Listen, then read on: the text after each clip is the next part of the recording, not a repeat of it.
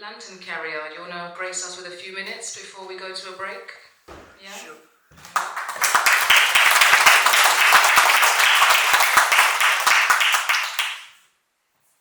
thought you were going to bring saludos, greetings. The light that we are. The womb is a sunbeam for babies, and Mom herself was a beacon of sacrifice, concern, resilience, and fortitude for all her earthly life. Her inner beauty danced through the moonbeams of heaven.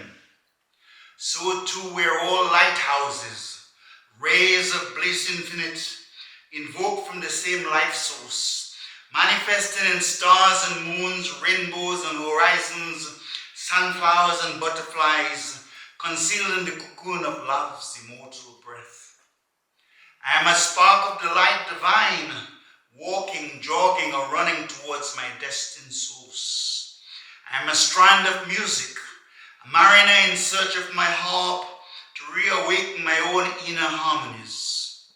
I am a chord in the lute of lutes, that which manifests in the breath of starlings, sparrows, and canaries, waltzes with petunias and roses in the unfurling rhythm of spring's magnificence.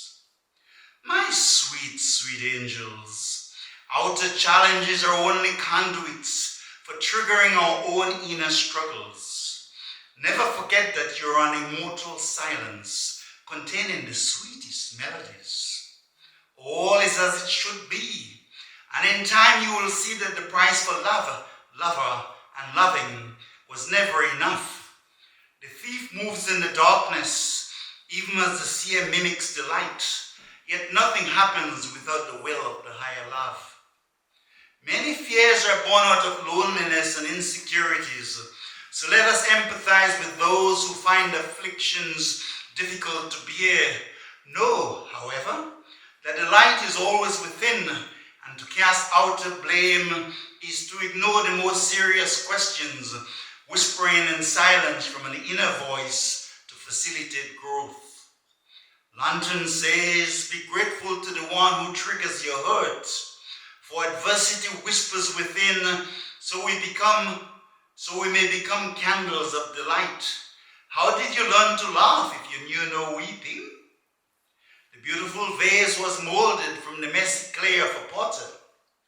Know that victimizers were once victims, now carrying the shadows of anguish and remorse, gifted by the ascent of the soul. For learning lessons takes time, and love's plans for our ascent often hide thorns in red roses of desire. One caught in a famine understands best the value of food, even as a man once lost in an arid desert becomes better able to point the way, his memory an oasis for the sweetest waters of life. All whom we meet are dealing with challenges. Ignorance drives the engines of resentments and fear. If I know I embody the lamp of heaven, why